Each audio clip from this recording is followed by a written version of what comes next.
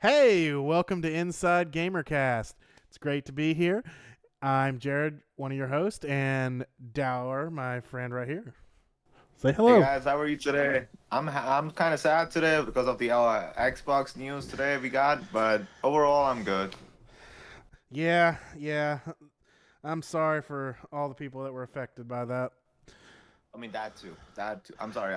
Oh, he's sad about Totally something else, sympathetic. guys. Who cares about No, no, those no. people's I'm jobs? talking about. I'm talking personally, but like you're right. That's actually more important. What happened to with the layoffs? That's really sad, and it's been going on. And so, according to some people, this is just round one, which is kind of scary. It's gonna happen. Might happen a lot more sooner. So, Yeah, I like wouldn't be surprised if stop like Sony that. was next. Yeah.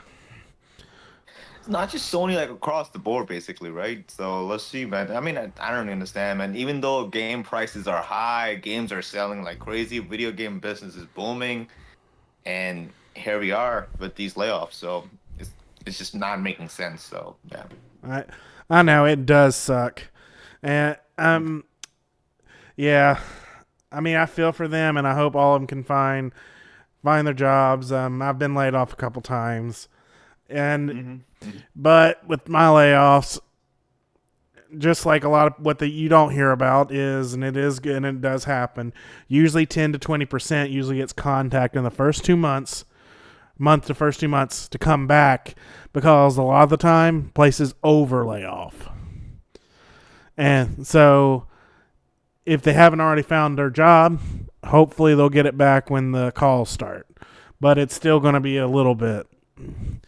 And a lot of those places will offer your like recovery pay, like a percentage of what you would have made during that time. So, so Yeah, yeah. there is good sides to it, but hopefully everybody can But find their new jobs. yeah, but what do you think about that guy from Blizzard? I don't know how to pronounce his last name. I don't want to Mike mess it up. Yorba, It's Mike. What's sorry? Mike Yorba. Yoruba, yeah. I mean, I think this is the second time he left Microsoft. I mean, I don't know, it's a layoff, but like obviously he just left, right? But I think he quit or something. Like he just wanted to do something else. Yeah, But this is the second time he left Microsoft, and it's not a good look for Xbox or Microsoft in a way. not necessarily. He could have been. He literally just said in his saying it's nothing against Microsoft, but he's worked for them. He worked for them for 20, almost 25 years, and Before, right? And then his first go around, right? Yeah, then he went to Blizzard, yeah. Gotcha. and But go ahead. I'm sorry. Go ahead. and when he went to Blizzard, that was his chance to be ahead of a division, and I guess he just decides like I love Microsoft, but I don't want to have my resume just say worked at only Microsoft. It's not a bad resume, I guess, but I don't know. These people have like high aim, so you know. Yeah, so he may go out and Yeah, start his own studio, and a lot of the people that lost their jobs get their jobs back. that would be good for them. Yep, definitely. So But what about the other lady? I mean, this happened, I think, a couple of weeks ago, or maybe a month ago. I think it's Lulu. Her is her name, or like maybe nickname. She's an Asian woman. I don't know her name, but she was very outspoken regarding Microsoft getting Blizzard. She worked for not Blizzard, just Activision Blizzard in general. But she was very high on Microsoft getting Blizzard and winning the case over the court. She was very active on Twitter. Um, got a name, but like, yeah, do I you know think I what I'm know. talking Yeah, I about? think I know who you're talking about. Um, Yeah. and she could have just left. She wanted to get this done, and then she goes, "They are in good hands now. I want my next stop in my career." Like everyone thinks differently.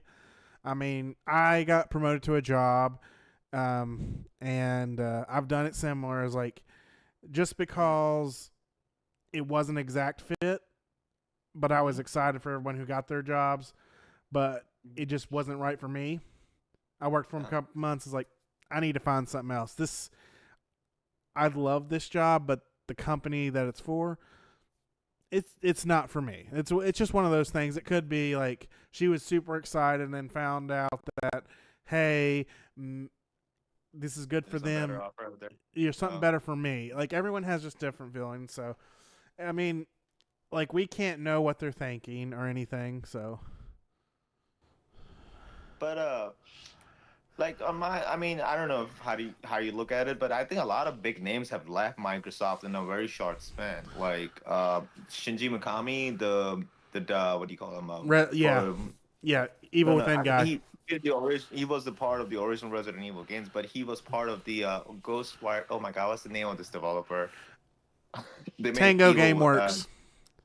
Tango I'm sorry, GameWorks. Tango Gameworks. Yeah, Yeah. yeah. He like obviously he was a big name, right? Then he left, and right after him, the 343 guy left, who went to Netflix to start his own thing. Oh my God, I cannot remember these names anymore. Major Nelson My left. Major Nelson left. Yeah, yeah. But what's the 343 guy's name? What's his name, man? Um, Like he does all the my grunt voices yeah, I for know who exactly you're talking for. about, but it's drawn a Oh blank. my, It'll probably come oh, to us as the show goes on. But gotcha. Yeah, yeah. Just it, look it up. yeah, yeah, But he's a big guy. Like he played a huge role for Halo, like bringing yeah, back Halo 2 with Halo Infinite and all that. Joseph Staten, right? yeah, I think yeah. that's his name. Yep, Yeah, that's it. Joseph Staten. Yep, Got it. I got it. and I got it. and Yeah. it's perfectly him. He actually said he was coming back just for that, and then he was going to move on to his next thing. Like he said that when he first, and it was just it. There's nothing wrong with that. People in the move all the time. I mean, But that's a lot of big names I just mentioned to you, man. Like four like it. names or so, like in a short span. I'm not talking like years, in a very short span, Yeah. though. Like What within was years. it? 2 years ago, the head of Naughty, like a couple, like 2 years ago, didn't the head of Naughty Dog, the head of what was it? God of War? No. Yeah, yeah, the God of yeah, Sony Santa Santa Monica, Monica. and like Gotcha. and two others. I can't remember Then their they name. closed down Japan Studio too, right? Yeah, PlayStation. it's Yeah, just how the yeah. industry works. People want to do better or start some, and a lot of people don't like to do exclusive games. A lot of people will leave a company just Hmm. for that reason, and it's nothing Oh, to. Yeah, just yeah. they want their game on every platform. No, no, no. I get that, but what about that guy from? Oh my God, from the Perfect Dark game, the Initiative. He worked for Insomniac Games first, right? And then he came over to the Initiative as like a part of the All Star team working on Perfect Dark, right? And then he said on Twitter, like, I mean, I'm kind of like rephrasing his words. He said something like he just wanted to get a break or something, like he just wants to take a rest, so he's just gonna step away from gaming. And like less than a month, we found out he's going back to Insomniac and working with them, and he's like super happy again. So that was a kind of like a weird, like him just like leaving Microsoft, Yeah, going back. It's not like just leaving Microsoft, PlayStation, but like that was just like that. I'm not gonna say the initiative depended a lot on him, but he was like a big part of that team. So like it was just weird like how that happened. So yeah. and that could be. There could be lots of reasons for him. Like I actually Uh huh. respect him because he made my one of my favorite games from the Xbox One PlayStation. era, Sunset Oh yeah, Overdrives. Oh, it's a great game. Definitely, Yeah, definitely, it's a great game. and and from what there has been let out is it was an all-star team, but they hired a whole bunch of team leads, and And they it, all collided basically yeah, in a way. Like yeah, it's and like a power. It's not a power struggle, but they like all have their own visions, right? yeah, And and it's just one of those. It's the term too many cooks in the kitchen. yeah, exactly. Too many chefs, like big time chefs, I guess, right? Yeah, Yeah. and that everybody learned from that, and they scaled down. Several big names left, and Yeah. that Yeah, yeah. also Another guy happens. left right after him for the initiative side, and he was a big part too. So I don't remember his name either. I'm sorry. He's just like, but like I like Perfect Dark and the initiative. Like I don't. I think it's just gonna. Had a lot of expectations for that game, and I still do. I think it's just gonna be one of those games that like it's gonna blow everyone away. But like how things are shaking up in the past 2 years, I'm kind of iffy now, kind of. So, I mean, but hey, yeah, that's fair. That's fair. yeah. I mean, maybe we can, for another episode we can go really deep dive, and I'll do some Yeah, research, yeah, find out who's all absolutely, left, yeah, and yeah. we'll. I was not thinking about Perfect Dark before we started the show, and all of a sudden it just came in my head. So, So I mean, that's a good yeah, idea. That'd be a good episode.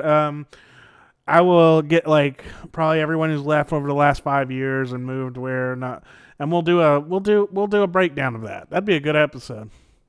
Yeah, yeah. But anyway, have you been playing any games this week? Prince of Persia, still playing that. Prince of Persia, The Lost Crown.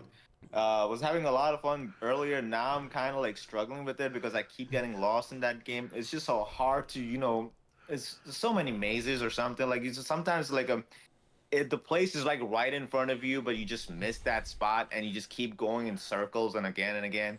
And so yeah, it kind of annoys me. And I really don't like to look up things, but I might have to look this one part of the game and on YouTube or something. And it's gonna piss me off once I find out like how I could just progress the story, and it was so simple. And last week, I said I'm probably gonna pick a game up. One of your favorite games from 20, actually your favorite game from 2022, which was this right here, Marvel Midnight Suns, and it's a physical copy, by the way, people, as you Yes. see. So yeah, Yeah. so yeah, He's alluding I'm to just what a big topic we're going to be talking about here in a few minutes. no, no, I'm sorry. Yeah, so I'm actually installing it right now. I'm probably gonna play it tonight. So yeah, and I'm not gonna say I dropped off. I'm not playing Hogwarts right now. I'm just giving it a break right now because there's too many games to play. And tomorrow Tekken 8 is coming out, so that's I'm gonna be playing that tomorrow night. So I'm going to be in a similar yeah, boat. I'm going to be playing Yakuza Infinite Wealth. That's going yeah, to be until I go into work tomorrow afternoon. Uh, yeah. They both scored highs on Metacritic. Like they both got great reviews. Like I think they both got 90 plus, I believe. Yeah. So so I'm that's going to be what I'm engrossed into, and gotcha. I haven't got to play as much this week. But I did get back into Resident Evil 4 because our topic of the day is Resident Evil 2 and 3 remake. So we're going to talk a little bit You were playing about what we four? like, about what we like. Oh, okay. I thought you said you were playing four. Yes, the 4 remake, Mhm. Okay, okay, okay. the one that just came out last year Gotcha, gotcha. with Leon Kennedy. Leon S. Kennedy. It's not just Kennedy. S. Kennedy. I don't know what S stands for, but it's S. Kennedy. I believe So it's yeah. Scott. Leon Oh Scott yeah, yeah, Kennedy. yeah, yeah. You're right. Yeah, Scott. Yeah, yours. Yep, Yeah. Leon Scott Kennedy. All Um, right. I'm in. but it Should was have won Game of the Year last year. I'm sorry. Sorry. I'm against that. Like, I don't think remakes should I know. count in the I know. game of the year. Now, if there was a I know. section I know. I called just triggered a lot of remaster people right remake here. of the year, okay, you can have that. Yeah. But A separate category, you mean? Like yeah, a yeah. remake cat? Yeah, I got you. Got you. It's all right, man. I like that game, man. A lot. So yeah. Well, so for our icebreaker of the week, for us to let everyone know about who we are, I was thinking, why don't you start us off and tell me the worst, in your opinion, the worst game you've ever played? Uh, it's such a hard question. Because I mean there are like two sides of it. I know the answer for the game that disappointed me the most. I know that answer, and it's pretty easy. It's The Last of Us Part Two. It disappointed me, along with Starfield, by the way. Along with Star, and I'm sorry, it's one of your favorites. I think I'm sorry, but I had a high expectations for both of them. The Last of Us Part Two delivered on everything. It's just the story angle, like the where they took in the very beginning of the game, and everybody knows what happened. So, and like I don't like I was talking to you earlier today. Like I don't mind what Abby did, like why she did, and because she's doing for her sake, right? But I just don't like what Naughty Dog did to Joel. Like he was just brutally killed. So, but and Minor like spoilers, people. sorry, it's been 4 years, guys. Get over it, and Yeah. everybody knows. So Yeah. yeah, and it's gonna happen in the show too, by the way. So get ready. I'm sorry. And Starfield, on the other hand, I just think like I said, I'm a big gameplay guy and a visual. And a second thing is for me is visuals. I just think it doesn't look next gen from any angle to me at all. I just don't know why it's just next gen game only. It could easily be played on Xbox One. Plus, with all those loading screens in there, I mean, God, like no, I just don't like. I mean, it's not the game itself. It's just like the visuals and the gameplay overall. It's just like I don't think so. It's a next gen game. You're selling it as a next gen game, but I don't think so. It's a next gen game. And to answer the question, yeah, I'm sorry, I haven't even answered the question yet. The game that I hated, that I don't like at all, is For Honor, by Ubisoft. it's just I could not play. I just could not figure out the controls for that game. Like, I mean, I bought it right away because it looked so cool, but I had no idea what was going on in the game, and the gameplay controls were just like god awful in my opinion. So yeah, I think that's the worst game I played in my life. So, Yeah, For Honored's a rough one. Um, Now let's see. What would I say my biggest disappointment from it? And mine would be my biggest. We're adding that into this Halo since you. 5. No, no. The biggest disappointment I ever had for a game goes all the way back to the 360, and it was from id Software, Rage. Doom 3? Oh, sorry. Oh, I'm sorry. But Doom 3 was launched on Nintendo something, right? I'm not mistaken. Doom 3 launched on the Xbox. Doom 3 was the original Xbox. Is it? Oh, Yeah, okay. I mean Yeah, th- I've they heard did this. they did a remaster for it on the So 360. you said Rage from Xbox 360. You didn't like that, right? Well, yeah, I was. It was still. I beat it and played it, but I was so excited for that game, and it was like the biggest letdown to me on the story wise. Like you, I'm a more of a story guy, and the gameplay was phenomenal, but I was just so like mad because they did the most generic story for the original. Rage 2, on the other hand, was a whole lot better. But the original, Wait. Oh. Oh, I mean, I think I have heard like more. I haven't. I've played Rage 2 a little bit, but I've heard from most people they prefer Rage over Rage 2. So I don't like know. the world is a little bit more dark in Rage 1, not as comedic. And I can see Okay. people liking that. But what I didn't like about it is it was your most generic, like, you're the chosen guy who's going to save our city. Uh huh. That's kind of the story. No. Okay. It was like no Oh, originality. That was my biggest thing. It's like, gotcha. it's just like, Gotcha. uh, but now, worst game I've ever played, in my opinion, and it's just because I did not like it, and I still don't like it, and this is going to Halo 5. shock the world. GTA 5. Ooh. Okay. All right. I mean, I don't like that game. We talked about this last episode, right? GTA Yeah, 5. like You both don't like GTA 5, right? yeah, I've never liked it. I don't like any of the GTA's. The only GTA I've ever actually liked, and it was the Lost of the Dam DLC because I liked the story. Which one was it? Lost of the Dam. Oh, I thought you were gonna say it's a DLC. So it was lost in because it was a DLC. I'm sorry. Yeah, Lost of the Dam Sorry. is the DLC. Oh, I'm not heard of it to be honest. No. Yeah, it was GTA 4, and Okay. then they're technically Nico is the main in the main game, and then they released Okay. there was two more DLCs. The third one was the Ballad of Gay Tony, and Okay. the second one is Lost of the Dam.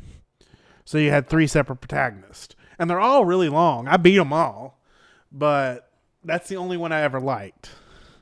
And I also kind of grew a little bit of biased in GTA 5 because Johnny, the main character, is when you first meet what's his name?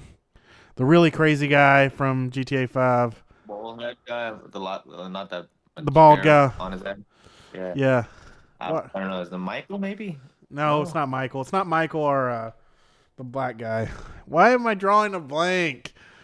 He's the It's one all right, man. We both had a long day today, so yeah. like it'll come to me in a minute. But yeah, Okay. and he kills Johnny in like when you first get to him. Like literally. Mm. Mm. Wait, Johnny was someone's kid, right, or something? Oh. No, Johnny's the biker dude he kills right in the start. Okay. Got you. By the snow area or something, right? I guess I have just played N- a few of it. So I don't know. No, it's like when you first get to starts with an L, I think. Is it L? Trevor. That's it. When you finally Trevor. start playing as Yeah. Trevor, like in the first 10 minutes, he kills Johnny by stomping his head in. Sorry for the little graphic Gotcha. description. And by the way, that game is over 10 years old, so no one takes spoilers on that one. And by the way, people are still buying it. I just saw a recent game chart, and it's like on the top four, top five. I'm like, guys, Yeah. stop! What the hell is this? What? I mean, I don't get what's in that game. Like, I really don't get it. Like, It's people constantly keep buying it. Like. It's annoying. Yeah. Hey, I'm not gonna lie. I've bought a game multiple times. Let's see. I've got Final Fantasy 12 on PC, Final Fantasy 12 on Switch, Final Fantasy 12 on 14, Final Fantasy 12 on Yeah. Xbox, and I had it on PlayStation 2, so I bought it 5 times. I mean, but that's just you right there, right? So I Yeah. mean, and I know there are a lot of people like that who buy their favorites on multiple platforms, but Grand Theft Auto numbers are crazy. I mean, GTA 5 especially. It's just crazy, man. That game like came on three different platforms and it's just like they keep throwing a little bit of added additional graphics or something or like some additional stuff in there and like people, all right, I'm just gonna buy it again. The same thing with Skyrim too, but I was like about to say Skyrim Skyrim. still is not that close. Yeah, but Skyrim is not that close though. I mean, I've not seen Skyrim in the top tens of any charts recently. With Grand Theft Auto, like recently they were talking about Hogwarts Legacy at the top, Call of Duty at number two, the newest one, Modern Warfare 3, then FIFA or something, and then Madden, and then this Grand Theft. I'm like, wow, it's ahead of Mortal Kombat, Star Wars Jedi Survivor, Resident Evil, whatever games came out last year. It just makes no sense. It really doesn't. People Yeah. play games, but there are better games out there. Play them. So I don't know. Jedi on Survivor is in my backlog. I own it, and I still haven't. Have you played the first one though, Fallen Order? Yes, I beat Fallen in Order, and Did you like I that? yes, I 100%ed it. I mean, if you like Dark Souls and you want the difficulty, put it on the hardest. You're good to Oh, go. yeah, it's hard. Yeah, it's hard. It's hard. Um, Especially the second to last boss in the first one was hard, like really hard. yeah, Even the last I, one was hard too, but the second to last was the hardest in my opinion. I Yeah. struggled with the big giant like uh, boss lady, Uh, whatever. You know who I'm talking about. yeah, she's gonna come back though. Sorry for the spoiler. uh, I played that part. Like she's like back in the first 10 minutes. I played like an hour of it, and then just put it down. Yeah, Just didn't go back to it. I had too and much you should going play on. it. It gets better, man. It gets really better. Oh, Like I know it it opens does. up a lot. Yeah, I just need to sit it down and do opens it. up a lot. Yeah, yeah, and it's look. I, mean, I was one of the lucky ones. I had no crashes at all, and I bought it day one. So I just had a minor like lag, but that was it. But yeah, Let's see. Well, uh, I think that covers our worst game thing. Hey, if you had some worst games, put them in the comments. I would love to hear your opinions, and you can fuss at me for not liking GTA. I don't care. that's all right. You'll take the heat. You're ready. Yeah. That use that Game of Thrones meme or something. The guy went holding the sword and everybody coming at you. Is that a Game of Thrones meme or like a Lord of the Rings meme? I don't Now, how about confusing. this one? This one, the guy who's sitting behind the table says, "Change my mind." That's so funny, man. Yeah, Yeah, with the tea, that's right? Yeah, yep. with the tea, cup of tea, Change my right? mind. That it's a good game. Yeah. Well, anyway, so one more thing I want to go as we get through our intro. What's your recommendation of the week that you want me and people to try? All right. I kind of like so mad at me that I should have recommended this to you last week, but I just totally forgot about it. It's one of like those games that came out of nowhere last year, and I bought it right away, and it was phenomenal. I really like. I mean, it's okay. It's an easy 8 out of 10. It's not the best thing ever, or maybe 7.5, but I think for me it's an 8 out of 10. It's called Scars Above by Manhead Games. It's a shooter. It's actually I pretty haven't played solid. Some that. of the you have played it. I haven't played it, so it Oh, looks good oh, to me. yeah. See, that's awesome, man. You gotta give this game a try. It's like you can beat it in 6 to 8 hours. It's not that long. Maybe. Sorry, I'm sorry. Like 8 to 9 hours.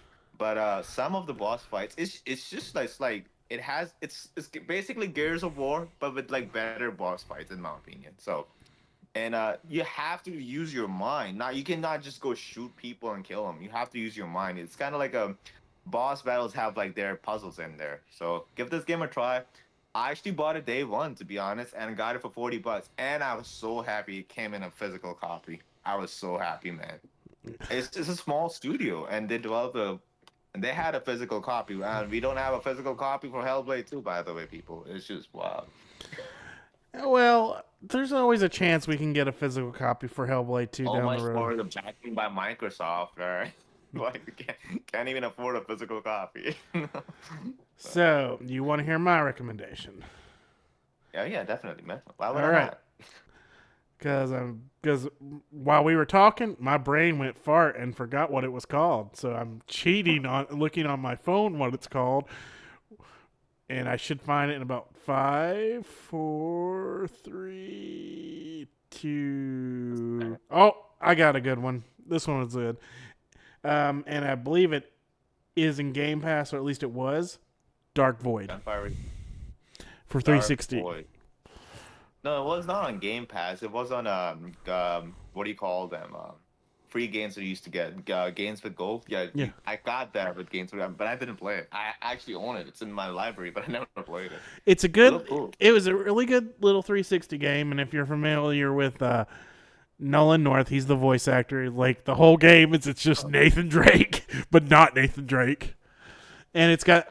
it is a shooter. It's a third person shooter, and it's got a little bit of air combat, and he flies around with a jetpack. It's actually ahead of its time, in my opinion.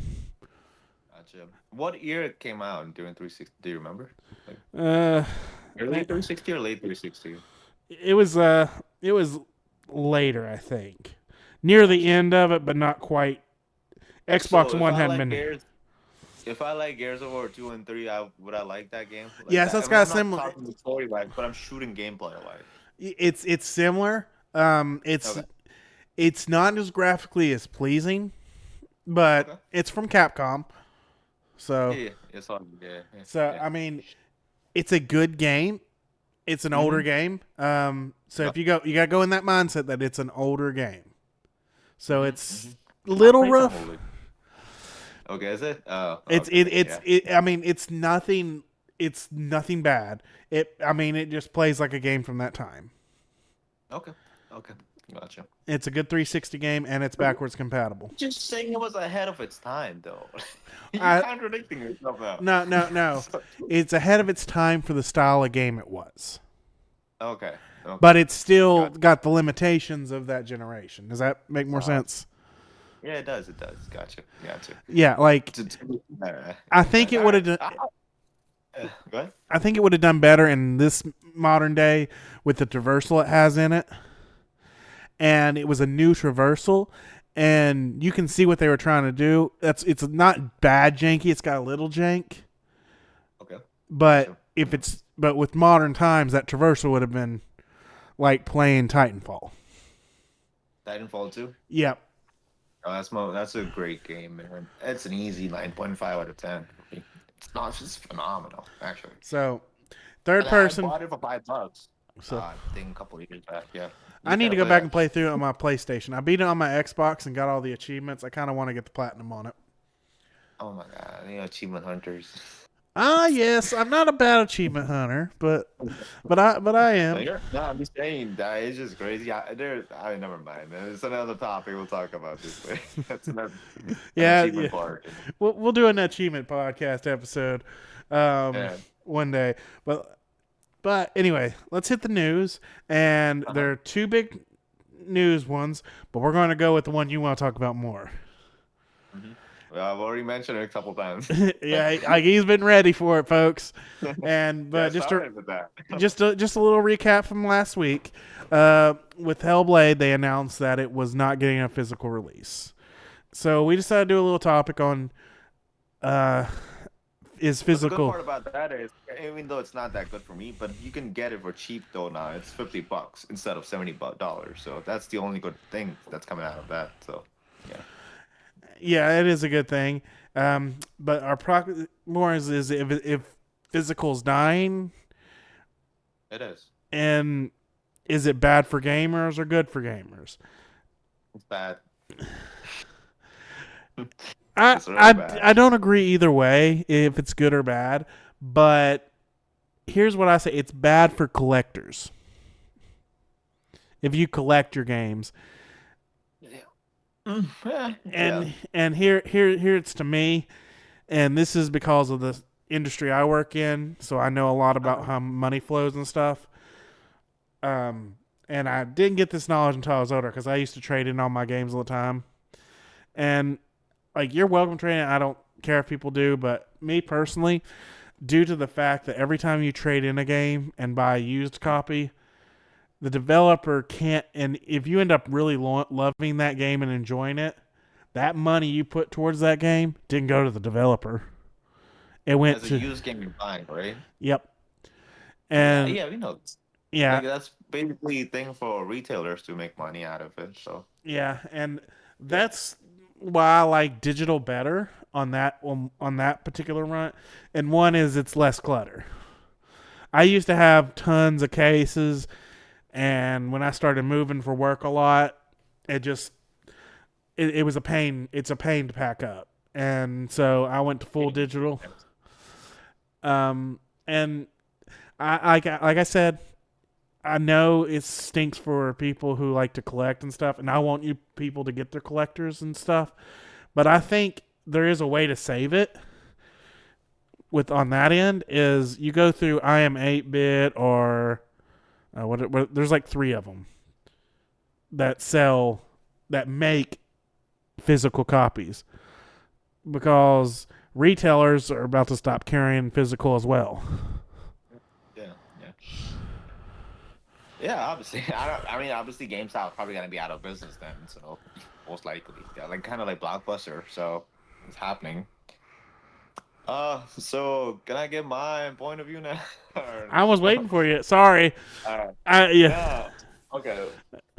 My thing with me, I mean, I think there are a few people, like not a few, I think there are a good decent amount of people on my side. It's just like I like having options. So my thing with this is like I'm not a big collector. Obviously, I only have like I would say like 50 games, physical games. The rest of them are like digital games or like playing through Game Pass. So I'm not like just buying physical, but like it's the thing with me is like I have an option. Sometimes I get better deals with physical games. Like they're doing Black Friday sale or something. You buy like 4 games, brand new games, and you get them for like I don't know $100. I have an example actually.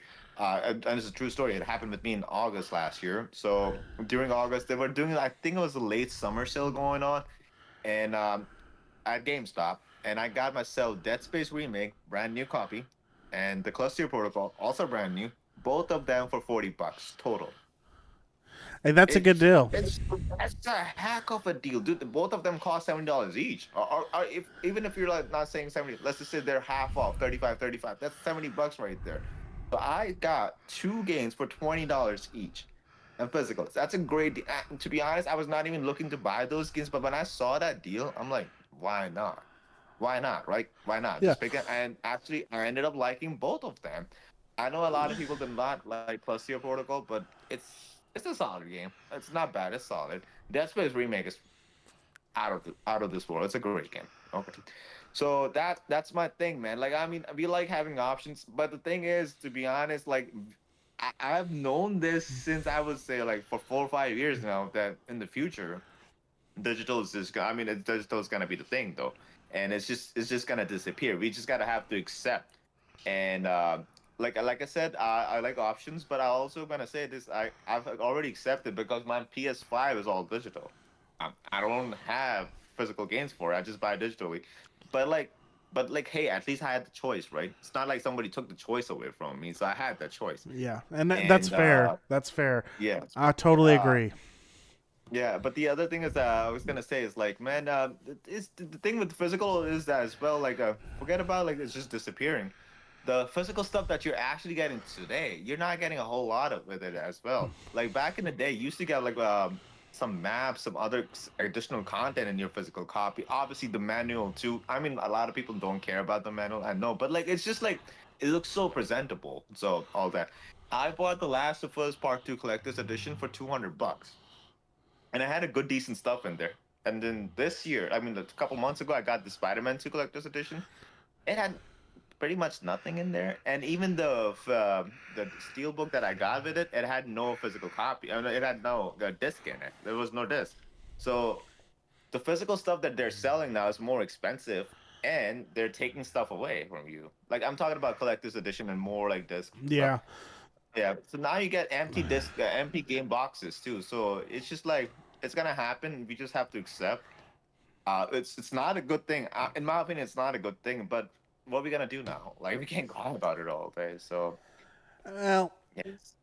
and I totally get that. Like I said, with my view, where I work in audio, Yeah. and used stuff hurts like musicians and stuff. That's how they make their money.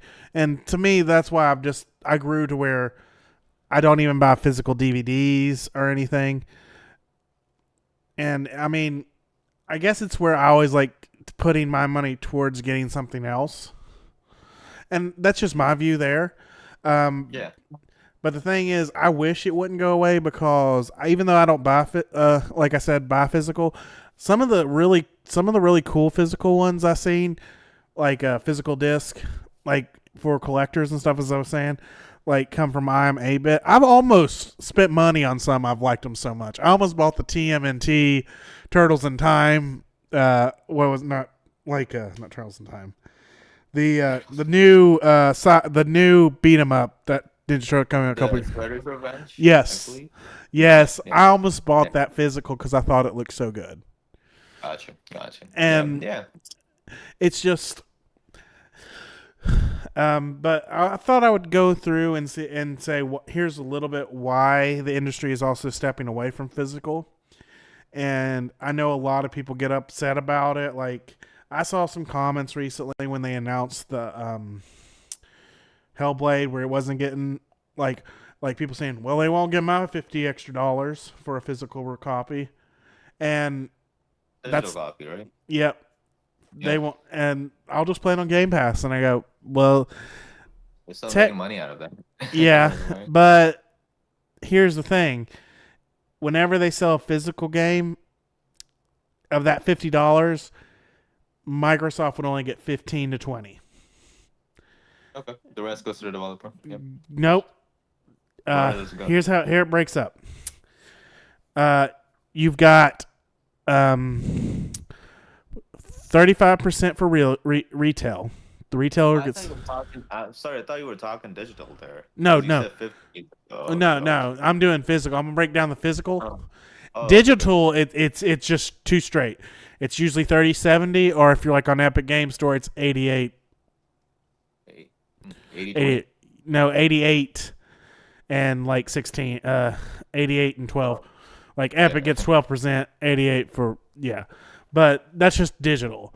But with physical, there are five different tiers that make money. They have to. So literally, physical is starting to become to where developers, publishers are losing money on a physical sold. Not quite, but um, like I said, 35 for retail. So 35% for retail. Uh, Distribution varies depending on what gas prices are, but it's usually uh, 7 to 12% of the game goes towards your fuel, all that cost and Yeah, stuff. yeah, yeah, yeah. Obviously, yeah, yeah, Yeah, yeah. and then What about the manufacturer cost? Like the ones coming out. manufacturer is the Yeah. next biggest one. It's Okay. like I want to from what I was reading like 17%, Okay. Okay. and That's a lot. then Yeah. Okay. now first party, the remaining like anything first party, the remaining goes to them. Third party, majority goes to the publisher, while the developer only gets 5 to 10%, depending on what their deal is. Wait, only 10% again out of that? Yep, the developer. If it's third party and they're not owned by the company So if it's a $50 game, they only get $5. for physical. Wow, that's not right. I mean, wow, that's ridiculous. To be That's the honest, right? developer. Now, Yeah. digital with the third party digital, like with the publisher, the developer gets 20%. The publisher, like that 30% of that 100, I mean that Gotcha. 70%, developer gets 20, the remaining 50 goes to the publisher. But little variation depending on whatever they have worked out. If sometimes the developer gets more. Gotcha. Gotcha. So that See, really what it uh, is with physical going away is more money towards the publishers and developers. yeah, yeah, yeah. I mean, that side, that part, that makes sense. Okay, that definitely makes sense. Like from the developer side, like the creators of who make these awesome games for us, I get their side of it. Okay, I get it. But like there was I don't know if you follow this guy or know this guy on Twitter. His name is Sixers Octavian. He goes by that name on Twitter. He's a big collector, right? So he had a good point today. Like a lot of people come at us like saying, Well, most of us only buy digital anyway. Like 95% of us like buy digital. Like so, digital physical should just disappear because most of us are buying only digital. His point was, and it was pretty on point in my. I don't know if you agree or not, but like he said, okay, most of the people play on PlayStation and Nintendo. Should Xbox disappear? Yeah, I saw that. I saw that tweet. Yeah, yeah. I mean, like, and he's right. He's right. That's just such an awful take right there. It is. It's an awful take. Like, I mean, if you're talking about developers' perspective, perfect. But if you're talking about the consumers, like, hey, listen, if you want to buy digital, go ahead buy digital. Nobody's stopping you. But if I'm buying physical, if someone else is buying physical, don't get mad about that. I mean, just don't. Like, I it's don't. not yours. Like, no, I'm not talking about you. Well, I'm I'm saying talking to I people. don't, and I understand that. No, no. Yeah, I'm just like, hey, listen, you have a choice. I have a choice. You want to buy a digital? Cool. You want to buy a physical? Cool. You want to buy both? Great. Or if you just don't want to buy it all, you just want to play it through Game Pass or PlayStation Plus, go for it, dude. It's your life, man. It's your money, right? Just do whatever you feel like. At least you have options right over there, right? That's my biggest takeaway. Now we're losing a big option away. So and like you were talking about trade away, trading in part, like you saying, obviously developers are not getting the money back. The retailers are making. But as a customer, like, listen, I mean, when I buy digital and sometimes I don't like the game at all, I kind of get mad that I spend 40, $50 and not get, or like sometimes $70, and I just play the game for 2 hours and then I just wasted $70 of it.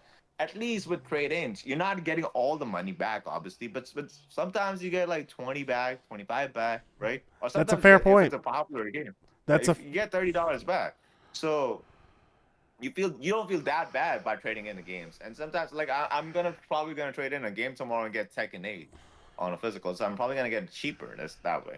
So hey. I'm There's just nothing talking wrong with from it. my side, like I'm talking as a customer perspective, to be honest, basically. Eh, We're losing it. Yeah. And I say go for it. I mean, that's perfectly fine. I mean, like I said, me personally, that's just not for me. But Yeah. here's what I've always said when I first started having these conversations with people about physical going away: is physical needs to stay around, but there needs to be, since it's getting less and less, a more direct line to the physical. Like like you don't go to the store and get it. Like that's why I would say like I am 8-bit, all those, they need to make like a dedicated like distributors. Okay.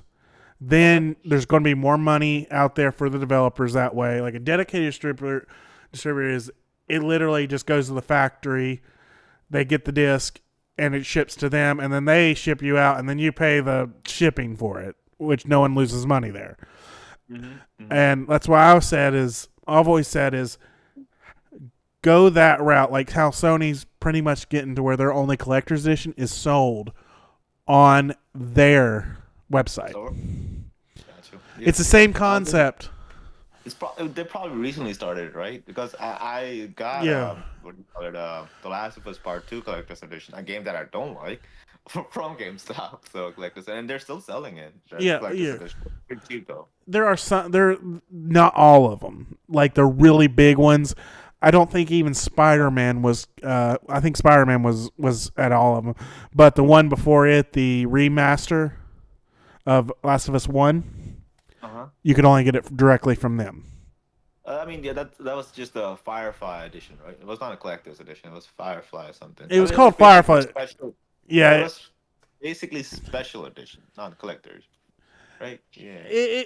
even though it had a name, it was still it was a limited quality edition. So it Yeah, was yeah, yeah. it was a And collector's edition. I honestly wanted that, to be honest. It looked fire. Not gonna lie. Like, yeah, not using So their own word, but it looked cool. It really did. So yeah. like depending on the game, they're going. I wouldn't be surprised if we stop seeing collector's editions at GameStop, Walmart, Best Buy.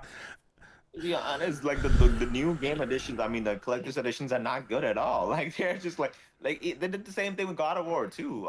They sold the collector's edition with no disc in it. Like, guys, I mean I know it's a disc, but like what's the point of having a steel book where there's nothing inside? Like, keep it, I guess. No. And then and there's not enough stuff in it though. Like with the Spider-Man, I only got a statue, which is a decent statue, and a steel book. That's it. Statue and a steel book. That's all I got with the collector's edition. Nothing else. Two things. I used to buy collector's edition all the time, and a lot of them used to have all kinds of good stuff. But since I stopped, I have noticed that there's not as much good stuff in a lot of them. I mean, yeah. But On I the was other a hand, there's big.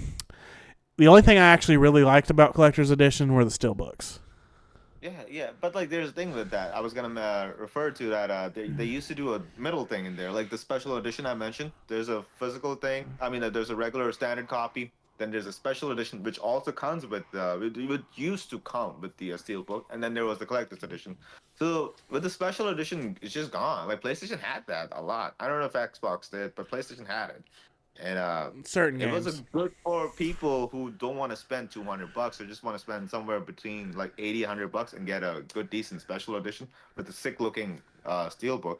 I don't think so you can just buy steelbooks anymore now. Maybe Yeah, few games, but not for most of them. Like yeah.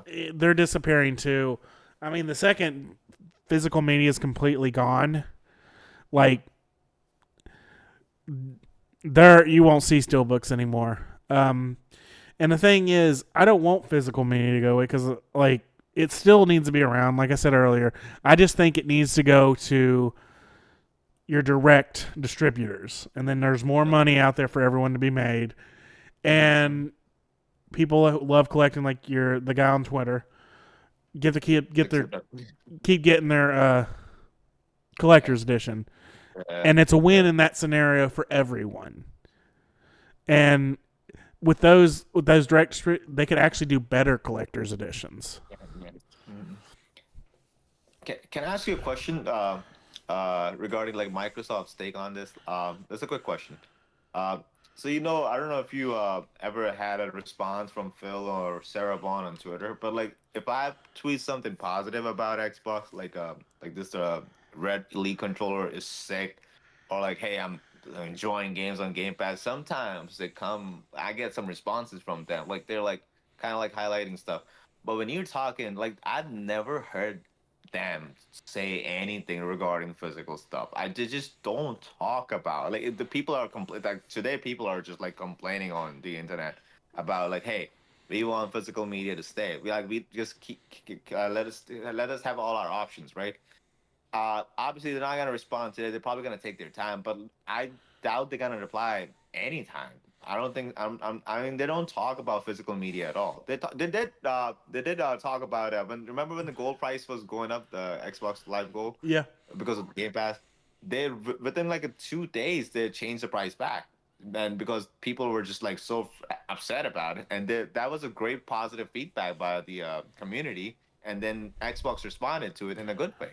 But they did because that's a digital only thing, like it only can be done on console. Cool. I just i don't know if you what's your take, like do you think they're gonna respond to this thing, like people's concern regarding physical media, or they're just gonna let it die quietly? I honestly don't know. Um, Okay. and like, I feel like they may say something eventually, Okay. but I don't know which way they'll go. They, You think they will say something, right? yeah, I think they will say something, but I have no clue which way they'll go. Like, if I was a betting man, they're gonna not say it's dead, but they would Yeah. say going forwards, for our special editions, you need to for special editions or physical copies or whatever, we're going to sell them from our gear store, like the Xbox gear store, or something like that. That would be the positive scenario. The other I'll be one, fine with that, to be honest. Okay. and but the negative scenario is due to that. And here's like what your friend said, and it is the truth. If 10 if they're, and I'm just going to use this 10 to 1, 10 are on digital and that one is buying physical, it'll probably go away. It's like, due to how much physical we are selling, it is not feasible us to keep making disc. We are not making the money. We are losing money. And the only scenario they can do at that point, which would alienate people even more, is Yeah. if you want a physical, It's $30 more than the digital. I mean, to be honest, I'm not gonna lie. I might still buy it. I know I'm not like most people can't afford it, but like if they can't afford it, I mean, then they're just gonna have to stick with digital then. Like or Game Pass. You have Game Pass. Yeah, It's not like it's and not, that would be yeah. the only scenario I see is if they raise physical so like such a percentage, and this isn't just Xbox, all of them, Yeah. and that they get $40 on each game sold for that physical. But with the Hellblade, they did bring the price down with the digital. That's a good part. That's a good thing, though, right? I mean, in my opinion, they could have just like kept the price at 70 and still sell it on physical, still sell some physical copies too. And you have Game Pass too. So you, I mean, buy it physically or digitally. Most people are still gonna play it. In my opinion, I think most people will still play it through Game Pass. Hellblade 2 is not gonna sell a lot, in my opinion. It's a great game. I mean, I don't know if it's a great game, but it looks promising, right? And But you're exactly it right. it's a niche game.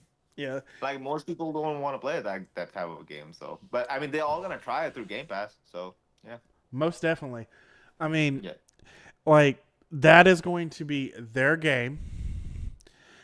It is um it is an obscure game, and it wouldn't surprise me with the rules of the rumors of Hi-Fi Rush that we briefly touched on last week might it's go kind of infernal almost. To be go honest. go into something like that. That's Yeah. that same class of game where it's such a niche game Hmm. that it wouldn't surprise me if I saw it on other platforms, like, especially because one was on other platforms. It's not a triple A. It it Like it glory, basically. it Glory is for the it's an upper tier double A game, and that's yeah. one of the reasons Great game. it's It's amazing. $50. Is it maybe not the physical? It did help keep costs down by not doing physical, but Hi-Fi Rush. no, I'm talking about Hellblade. Hellblade. Okay. Yeah, and Yeah. that's the reason I think they probably would have been $10 more if they had done a physical, but it's not as big because they said it is just maybe a little bit bigger in scope, better Mm-hmm. graphics than the previous one. So it's about an Gotcha. 8-hour game, and I think people Yes. would be more upset paying $70 for just an 8-hour game. Even 50 for an 8-hour game. I don't know. I think it's more fair in this day and age You have because Game Pass. I'm telling you, most people are going with yeah, Game Pass. yeah. I know that. I'm just saying, like the ones that do buy, I think 50 is more swallowable Yeah, than absolutely. Yeah. 70 for an 8-hour game. Eh, Again, agree. So, but yeah, Eh, But like, I'm sorry again, but like, you know how some people are. They prefer like if it's very high quality. Like I think like people are okay with paying $70. Like, what's the game like? Resident Evil. No, Resident Evil 4 is not a good example, but there was a game like that's not too long. Like, you Spider-Man 2. It's not that long of a game. You can beat it in 12, 13 hours or so. And yeah. It how am I put this?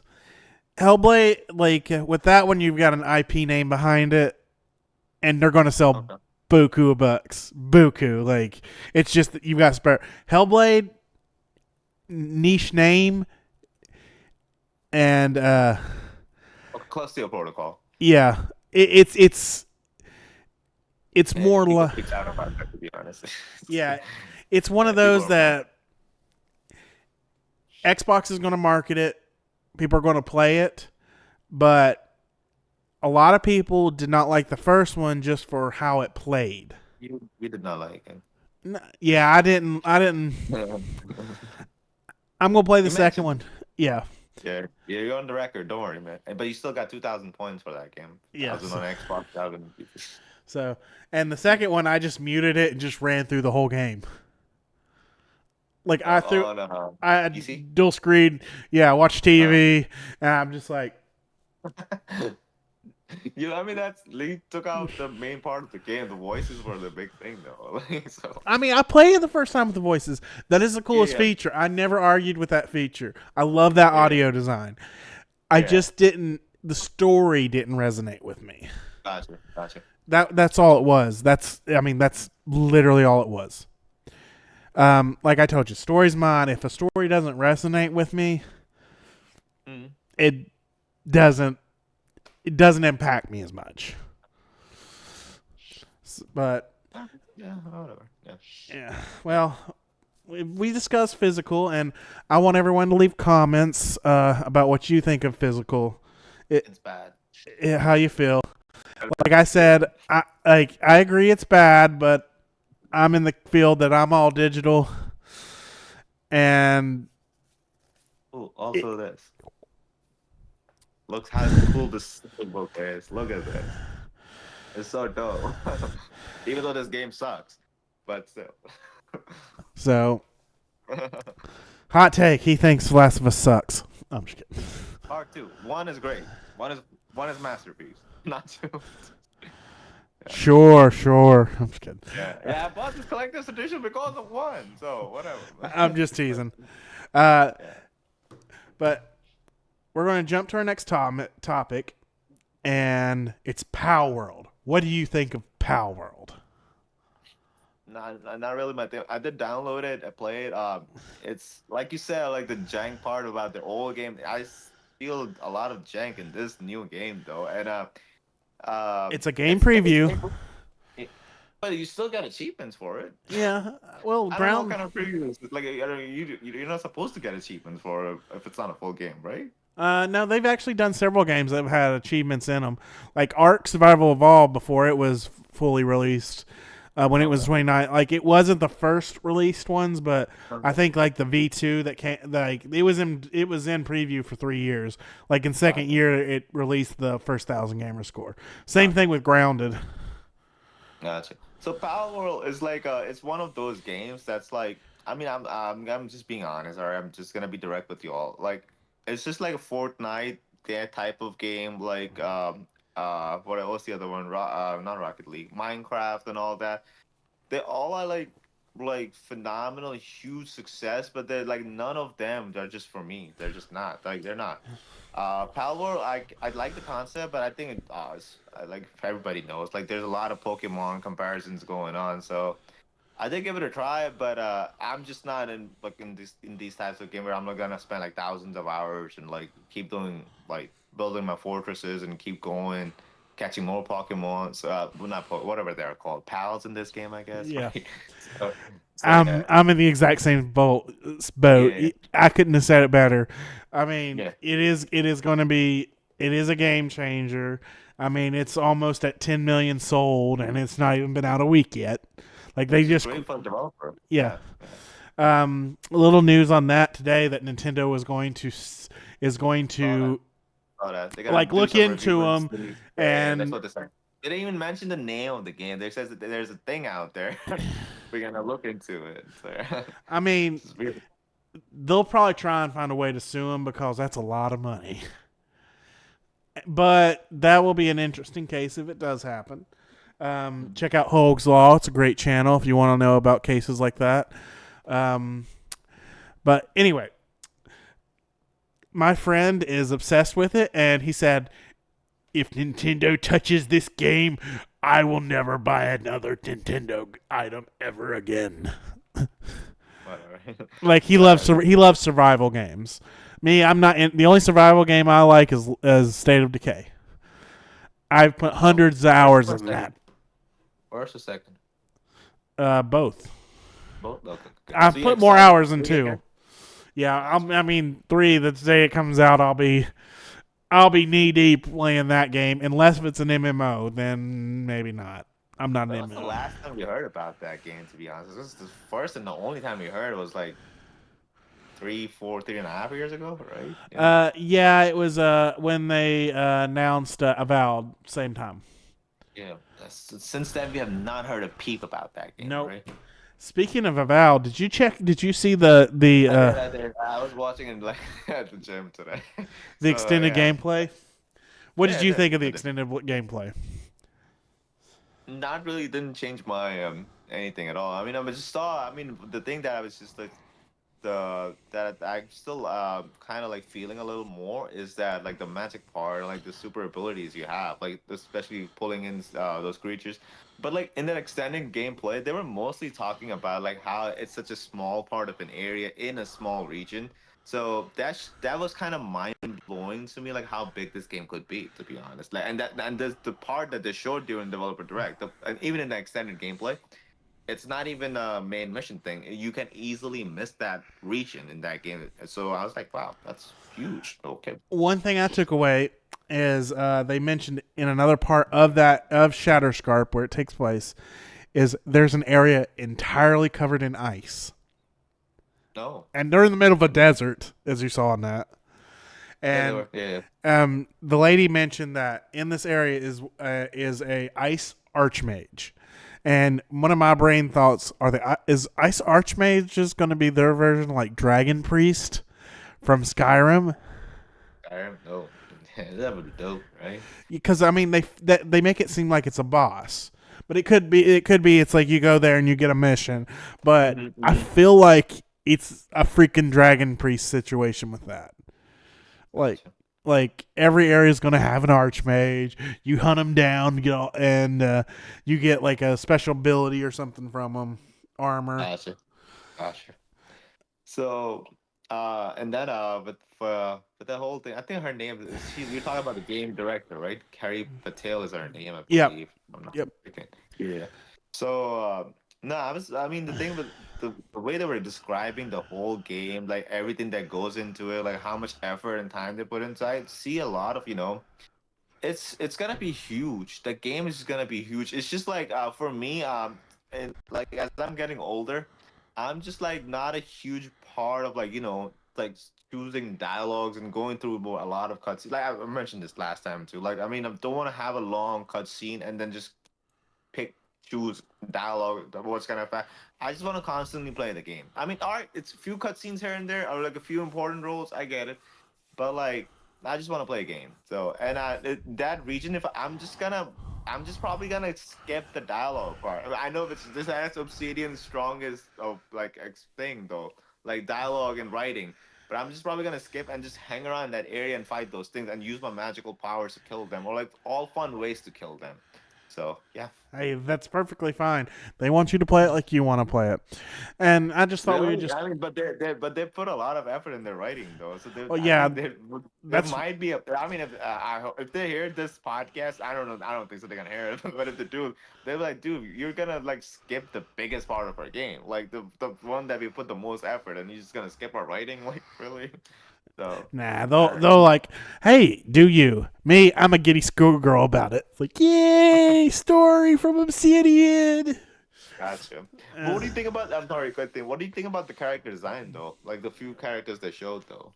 oh, now yeah. Hold on. I actually got the name of the two followers. They said there's more. I actually wrote them down here somewhere. Give me two Like there's some seconds. survived or so. There was Yeah. some survivor. Yeah, Yep. yeah. The now the one is those were just some NPCs like a traditional scenario. But what I really noticed about the two, you got, and they've made it clear that your companions will be classes. They Yeah, they had mentioned G that. Yeah.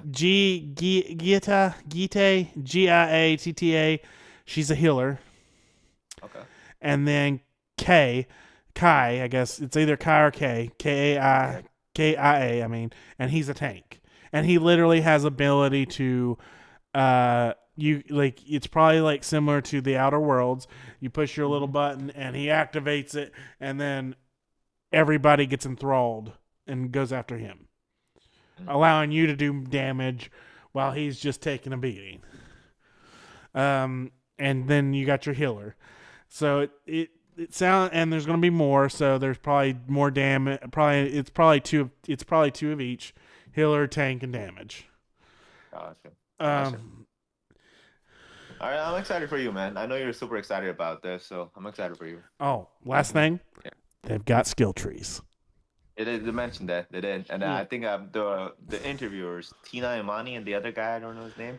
they were both like super happy to just hear that. They're like big into skill trees, so like I'm too. I'm too. I really like my skill trees and the Assassin's Creed Valhalla. I don't know if you'll care about it, and also Shadow of War. Skill tree in Shadow of War is phenomenal. So Middle Earth Shadow of War, my second favorite game of all time. Shh, save that for our episode later. Oh, sorry. I'm just kidding. I'm just kidding. Um, but yeah, I thought we'd touch about those three big newses. the Yeah. Yeah, there was a couple You- other a couple smaller things, but we probably won't touch on them today. Let me just review, and there's anything I feel like we really need to touch on. Uh, Not really. No. Uh, I'm just being Face honest. that. I'm just being honest. We covered the big three. We covered the big three. Power Uh, World. I mean no, the no. I mean, we talk about the biggest things. Like the biggest thing was the medical, physical media thing that happened today, and the layoffs. Definitely, the layoffs is the yeah biggest thing. yeah And then layoffs is everything. the biggest thing. Yeah, yeah. And Everything follows after that. yeah, and Yeah, everything else. And we kind of went off layoffs right at the start. So I yeah. mean that worked out pretty good. Um, but we are finally on what's really big about our show is we're deep diving into games. That's why we're called Inside Game Chat. So we go inside the games and we're going to talk about it with some smaller uh Minor like spoilers. minor spoilers. Um Kind of like how they used to do in movies to get people to watch them. If Mm-hmm. you but we're not going to do major spoilers, but it's just little But we things. are talking about 20-year-old games, so, or 25. Well, yeah, we're talking about the remakes this time. Who knows Right. next time? Who knows If next you're, time? if you're talking story-wise, it's old. But I will say we will not be doing anything with ours with any games made within the last 2 years. Period on any of our episodes. Like Yeah. we're gonna do older games that people need to go play if they didn't get to experience them. Yeah. And Yeah, the Last of Us Part 2 is old, by the way. Sorry for spoiling for anyone. So it's 3 years old. It's close enough. three and a half. Three Yeah. and a half. Yeah, whatever.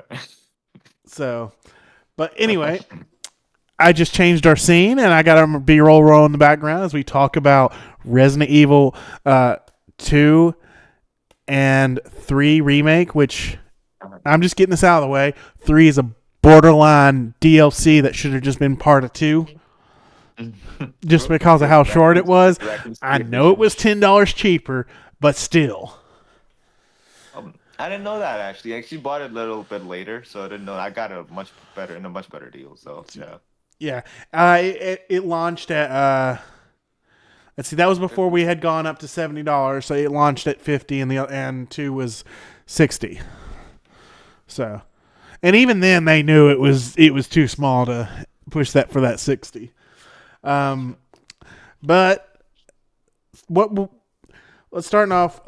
What did you think of the overall story? I know they're not the best, but they're horror games, 2 or 3. both of them. Two's good. I don't know about you, man. Two's story was phenomenal. It's my second favorite Resident Evil game, like right behind Resident Evil 4. But I think I'm a big Leon and Ada guy, and the atmosphere and everything in that game was just incredible. Like especially Claire's part, let me just talk about Leon's part for now. Claire, I'll deal with her later. So I played as Leon first. Thought he was the main guy, to be honest, when I first played it. And actually, by the way, I've never played the originals before. These were they introduced Resident Evil series to me, the remakes. And Resident Evil 2 is my first Resident Evil game, Resident Evil 2 remake. So when I play as Leon, dude, even from the very get go, it had me hooked. Especially when you just go to the gas. It's a minor spoiler. Can I do this or Well, no? that's the start of the game. That's fine. Yeah. I So mean, like even when you my go, no, I actually edited the B-roll of the gas station out, but it's still the yeah, games are old enough that as long as you don't tell people the ending, we're yeah. fine. We're So yeah, I mean, fine. the thing there's small details to in that. I mean, when you go in there and then you find out that one of the guy was just like eating someone and thing I think in there, and like you just did not know what to, Leon was just like, all right, excuse me, sir, I need your help with something, and then he just attacked, and the face that they showed of that zombie in that very scene, it was just like 5 out of 5 for the presentation, like how they showed it off. And also, as you were walking in that gas station, like in through the shop, like as you walked in, they showed the prices of the cigarettes and all that. And I saw that. I was like, damn, they are so cheap. And then I remember, oh, it's actually a game from 1998. So I like how they kept all that stuff from 98 in there. So I like to Yeah. remind people it's not brand new. I mean, it's not, it's a game that we built back in the day. So yeah. And so the dark atmosphere, that I'm not gonna say his name. Obviously, you probably all already know that big guy following you across that whole freaking police station, dude. That just it's just, dude. You can say I his can't name even. All because they're in every they're just about in every older right, Resident Evil. They're a Mr. X. tyrant. Yeah, Mr. X. Tyrant. Yeah, You Mr. can X. you can call him Mr. X, but technically he's a tyrant, just Yes, like I know, but Nemesis like, in 3.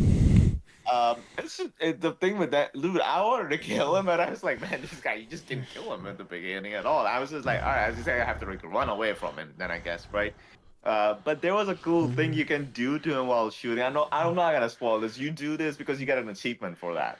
So yeah, so take a shot at him. It's just like, and then when you meet Ada, and then the story then just takes off, and everything else. The end, like how it just goes from start to finish, and the puzzles also, by the way, I'm not a big puzzles guy, I'm not, but the thing in this with this game and another game, Star Wars Jedi Fallen Order and Survivor, when you do these puzzles, when you solve them, you feel like a genius. Basically, you do. I mean, they're done so well in this game. I like the puzzles in Resident Evil 2. The only thing I did not like was just like sometimes you have to go like across the whole police station to grab a light and then go back to that room and then put but in the meantime, what to do is as you go all the way back and then you're coming back with it, Mr. X is there for you, waiting for Yeah, you or something. Like you have to just like dodge he him or gets in front something. of you, you're So like, gotta turn around and run this way. Okay, cut through yeah, this room, and it should be able to cut him around this way. I mean, yeah, yeah, yeah. uh, And boss fights were good. They were really good. I mean, and the final one, Leon was epic. yeah. The Was boss epic. fights were really good. Yeah. Um, What do you think about the atmosphere? Don't you think that's a good atmosphere in yeah, Resident Evil 2? yeah, yeah. It's Yeah. it's it's one of the, it's like and what I meant earlier, I kind of misspoke about the story, not the overall story, but a lot of people don't like Resident Evil for the like puzzle like story. Like, in order to get the next puzzle beat, you need to like to fix the bookcase. You need to go find the freaking um. You talking about 4? No, this is 2. The tire jack holding Yeah. up the bookshelf. I mean, Yeah. in what world would you use a tire jack to hold up a bookshelf? I Like, don't know. Yeah, that part I remember that. Yeah, it kind of annoyed me too. But once I did it, I just felt good that I was actually done with that puzzle. To be honest, yeah. and But you're right. You're right. You're right. That makes no sense now. I'm thinking about it. It like makes no sense at all. Yeah. like the little things like that. And I mean, I know that's the point of Resident Evil, and that's why I love Resident Evil. Resident Evil 2 is up there. The remake is up there. Not in my top 10, but it's close. Not in your top 10 of what though? Games of all time. I'm sorry. I was thinking for a second. We were not in your top 10 Resident Evil games. I'm like, what? Oh no, no. Uh, Probably 2 is my number one. I like it better than 4, the remake 4. Because But of the atmosphere, or like kind of like the way it not that played, powerful. Okay. yeah, you felt more human than you did in 4. 4, you felt like a little. You were But in starting to get. 4, you're more experienced too, so Yeah, that's yeah, you gotta get like he's done a lot of wars in the meantime, in the time between, and then he goes to 4. So yeah, yeah. yeah, Um. and he's seen his fair of shit. So sorry. So, what do you think of Claire? Since we're on, we talked a lot about Leon. Okay, so I mean, when I saw that, when I completed Leon's part, that was not the true ending, right? So I think you needed to finish Claire's part to get the true ending. So I played it. Uh, the thing with that was that like most of the game was the same, like basically with Claire. It was not that different. Yeah. Two sides of the same story. That was the Yeah. overarching story, and I like Gotcha. that feature about it. Yeah. But the thing with the little girl you had, and it was pretty cool. Like I like that part, like chasing her around and then solving the game. I mean, progressing the game through her was pretty fun. Like how you protected her and all that, and then seeing all those scenes from Claire's side to see what Leon was doing. It was also cool. Like you've seen from Claire's perspective now what Leon's actually doing and where they're stuck, how they could meet later in the game and all that. But I just didn't like the other thing. I mean, I'm not gonna mention like Mr. X had an appearance with Claire too. So I thought that there was only you just deal with them as Leon, not as Claire. I mean, I'm not on a spot. I think I don't know if you know what I'm talking about. There was a part like you actually kind of fight him as Claire, and Yeah. you beat him or something. I'm like, I don't, I did not. That just that was not. I did not explain well to me. I thought that he was just Leon's guy. Leon had to do finish him off or something, not Claire. I mean, he kind He does in the of. he does he is the main villain of Leon and the other enemy that you run into quite frequently. The uh, Oh, Claire. is Claire's main enemy, but Yeah, yeah, yeah, yeah. but going through the tunnels, like the police station and stuff, you're all because all this is happening in unison, so to speak. Leon is always like depending on which person you choose first.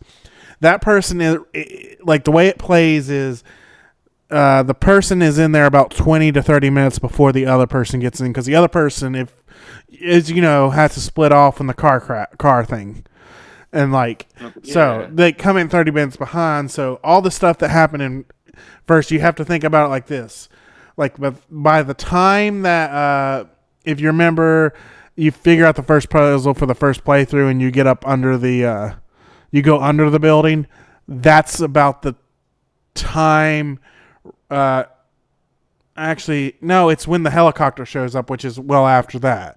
That's when the other person gets in the building. So the other person's so far ahead, they're already probably in the tunnels by the Yeah. time the other person gets Mhm. into the police Mhm. station. So that's how that works.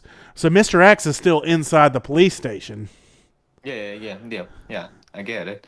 No, but like he follows you outside. Actually, sorry for this. So, Well, yeah, he I mean, follows you all the way through the yeah, he game. follows player outside in the game too. I Yeah. mean, that's what happens later in the game with her. I just it was just like for me, kind of confusing. Like, with what is he doing here outside with Claire? Like, why is he not with just Leon? So I think he was.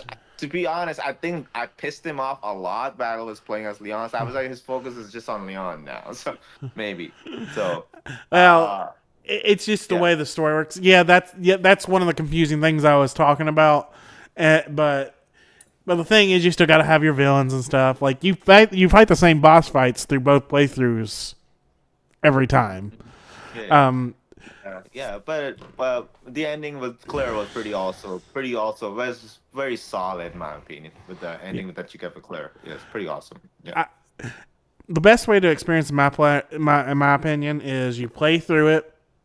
Uh, you can do Leon or Claire, and then you do the other one, and then you do the other playthrough from the other side, and then do the roll flip where you do it the exact opposite because it actually gives you even more story beats because the Like what? entire Oh, like if you go in if you let's say you chose Claire as your first, all the stuff it's similar but it's different. All the stuff that happened with Leon when he goes in first, like it's completely different. Actually, the B roll I've got that's playing, it's actually Claire when she's the first one in, and you run into all this stuff. I mean, I got like because it's been so long since I played. I got one part where I kept going in a circle and I forgot which way to go, and you're gonna see that in the B roll. But it is very different but very similar. I just did like the first 30 minutes of on both, nice. and then there now we kind of touched on that one. Now the third But playthrough. That's before we go, I gotta ask you this: which one did you prefer playing as the character, Leon or Claire? um Leon. probably no, it's because I played all four playthroughs. Okay. It's actually going to be All right. both, but Okay. I like Claire for the first because it's more. Okay. I feel like it's more realistic for the first Okay. playthrough, and Leon Okay. for the I second gotta do that. playthrough. Okay, I That gotta do that's that. that's the way I like it. I like that one better. Um, I'm not talking about like how you play it though. I'm just talking which character story or like angle did you enjoy the most that's what with I that? mean. Like I like Claire being the first one because I felt it was more natural, Okay. Yeah, yeah. and Leon being second. But out of the two, probably just because I like her in Revelations two, probably Claire. Gotcha. Okay. Gotcha. Like I just for personally, I like Claire's personality. But gotcha. I No, no. love Leon. He's one of my favorite in the series. No, no. Leon obviously is my favorite guy, but the thing with him was like his interaction with Ada and Mr. X. That thing, I think Ada's part was huge in my opinion. I think in that game compared to that little girl. So how Ada Wong shows up and how she, what she does, I just like that. That's why I like Leon's story and his playthrough more. Uh, So yeah, Question: have you ever gotten to play Resident Evil 6? no, I honestly don't want to. To be honest, I don't want to play a 5 or 6 at all. To be honest.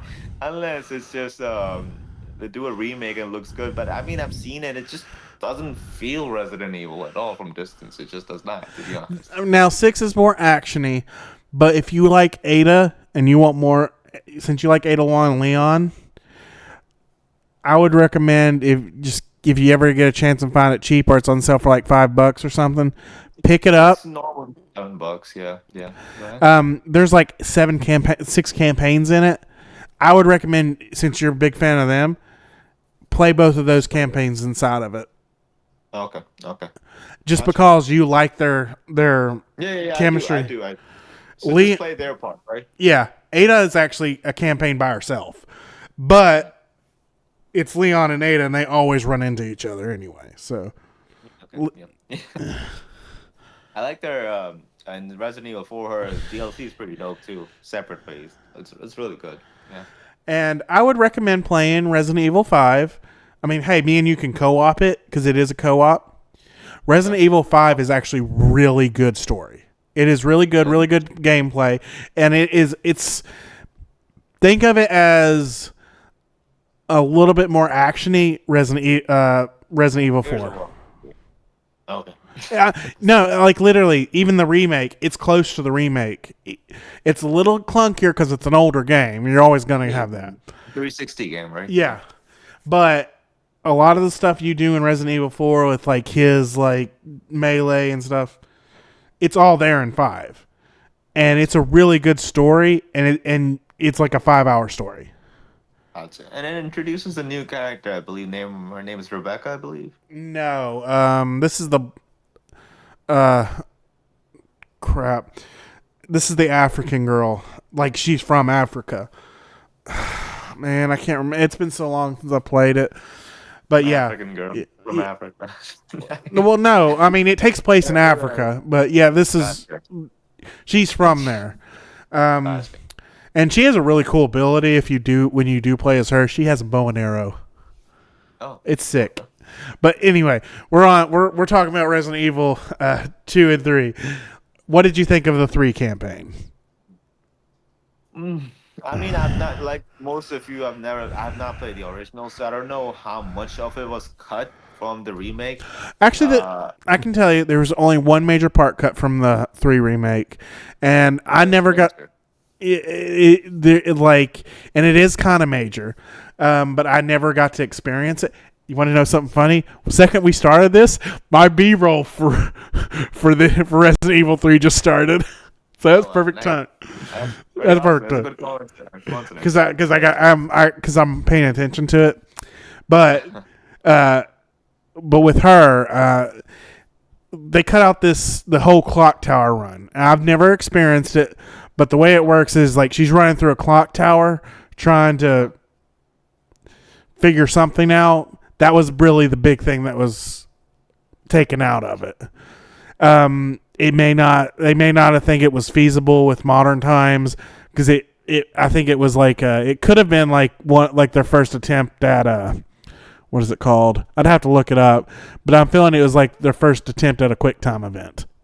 Gotcha. Okay. So for what I played with that game, and I also like Jill Valentine too. She's oh, she's not nice. She's some woman right there. So, like, Yeah, Jill's amazing. that's amazing, right? Yeah. So, like, I mean, gameplay and story, I liked it, and the boss fights that we have with the Nemesis, I liked it. I mean, I had fun. Story wise, I mean, to be honest, I was kind of lost on this one with the story wise. I mean, I did not. I think maybe I was too tired to play it, but I just wanted to beat it, so maybe I did not pay enough attention to it. I was kind of lost, especially with that other guy coming in, Carlos. I was like, what's his role in this game? Like, and then, to be honest, at that point, I was like, I don't care. But like I thought the pictures that the show for the game and the trailers, I thought he might play a huge role in that game. But to be honest, it was 85% was Jill, and the remaining 10-15% was just him, that Carlos guy. I don't know how to say his last name. Yeah, But yeah, it was just him. Not that it didn't do enough in the game, to be honest. that's why I said it's more of a glorified DLC for the second one. And Yeah. I mean, personally, I like Jill Valentine, and I like her story beats better in this one.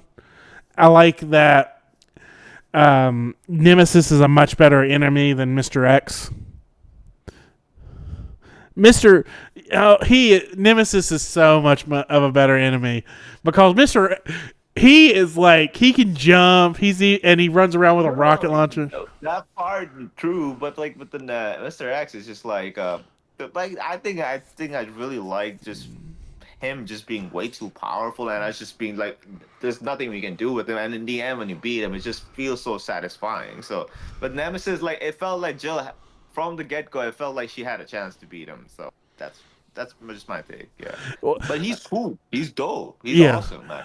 Yeah. Um. And that's because they came after him. Um. Like they sent Nemesis strictly to get Jill, and he was supposed to get Chris Redfield too. But if you pay attention to the two, he was out of the country at the time. Like Oh, Jill and Chris are the first ones, are from the first game, the first okay. Resident Evil, and they did. I've never gotten to play. I tried to play the remake of it, and they did do a remake. It was a GameCube remake, Okay. and it was Gotcha. still the same. It was still the overtop, clunky, like the way Resident Evils used to be. Have you ever seen the old ones? Like just a picture I've image. seen them. And I've seen the door-to-door loading screens too in them. So, but So that's back in the day. So it's pretty cool. And actually, the music they played in the background, I've seen some YouTube clips. It's kind of like spooky. So yeah, so pretty awesome. Yeah. I'm hoping they will eventually do a remake of that one again with the new engine and all that. But that will be great because that will really flesh out Jill and Chris for the newer audience. Um, but yeah, the way Jill is like so dangerous, they literally sent Nemesis out after her in the store. Yeah. You only really find references is when you make it to the lab and stuff of Umbrella Corp. That her and Chris, all of Stars, is being targeted. Um, Hmm. and that's what I like about that one. I think the story was a little because it was a straight story. You didn't have the two branching paths like two. Yeah. Even though you played as Carlos for a little bit, it was still Yeah. in the same story. He's Uh, just basically a sidekick. She's just like trying to help her out, yeah, basically. Like, I yeah, mean, the way they showed him in the game, and he's just there. Like, it's just like an assistance, basically. Like, so yeah. and but like I like in it, and they had gotten the clunkiness out of it. There was still a little clunkiness in two. It's more fluid in three. I like Yeah. the control schemes. Yeah. And the good thing about these games is that, like, with the new consoles today, you can play it for like on your Xbox Series X with Yeah, the 120 per second. So I might replay with them again someday. yeah. So yeah. Well, I'm right now, like just making the B roll for this. I mentioned to you earlier, but I'm gonna mention to. I've actually started my hard playthrough of Resident Evil 4. Like I play through them all multiple times because I'll, as he knows, achievement guy. I 100%ed both of them, 2 and 3. Um, the only one I couldn't 100% Resident Evil 7, close to 100 Resident Evil 8, but I'm gonna see how much I can get a 4 because some of them get Resident Evil It's scary though. It's really scary. 7 and 8 or 7. No, seven, just seven. Eight was more like action packed, basically. But I like eight more to be honest. But like seven is the atmosphere in seven is just in the very beginning, dude. I actually uninstalled that game. It was it freaked me out. But then I just manned up a little bit and played it and beat it somehow. But yeah, it was scary as hell. Okay, so we kind of touched on both games and which That's one all of the seven and two? eight. Yeah, and plus some other stuff. If you could change anything about those two games, what would it be? For two, I like I mentioned, like with the puzzles, man, like not have me go all the way in the very corner of the building and just pick it up, and actually add more something different to Claire's. I mean, like I know you said if you play as Claire first and then Leon, it's a little different, but like still like change a little bit, for, not just for Claire or for Leon, for both of them to be honest, change their angle a little bit more, like have them face different, more different enemies. Like Leon's enemies were similar to Claire's too, to be honest, except for the final boss fights. So yeah, change that part of the game. Story wise, I think it's awesome. They don't need to change anything story wise. For Resident Evil 3, maybe just add that clock tower thing. I guess like that major part might add a lot more to it. So yeah, and then I can see why so many people are freaking. I was actually reading the reviews today about Resident Evil 3, and most people are like it's a waste of money because it took the best part of the game out. They don't even buy it. I was like, damn, it must be huge, I guess. So, so yeah, just add that, I guess, for three.